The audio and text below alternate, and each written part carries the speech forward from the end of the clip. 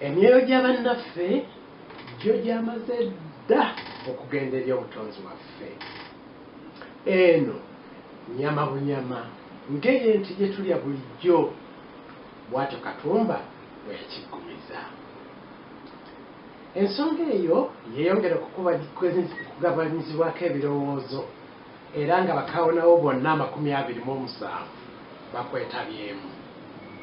Katumba, Omusange n'abalala bakisimbako nnyo amannyo nti Katonda bo yali akyabaleseewo kubanga yali asiimye babe balamu era ng'abawadde ekirabo eky'ennyama ya bannaabwe bagikozese ng'emmere basigale nga bakyali balamu. Awo nno omubaka we Lukyamuzi bwe yatandikira okusinda nti naye Katonda waffe ng'otukubye omuggo munene nnyo n'otutuusa n'okulya emirambo gya mikwano gyaffe. Omusange ye kwe kuddamu nti bannange nno njagala okukibakakasa nti singa nze mbadde omu ku bafu nandisanyuse nnyo mmwe okulya omulambo gwange ne musigala nga mukyali balamu.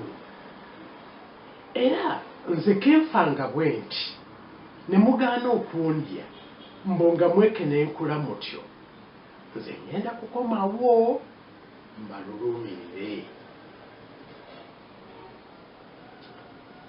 Ebigambo bya Omusange ebyo ebyali eby'amaanyi bwe bityo bye byapaniramu ddala bakaawonawo abawerako akakunkuna konna konna ku nsonga eno.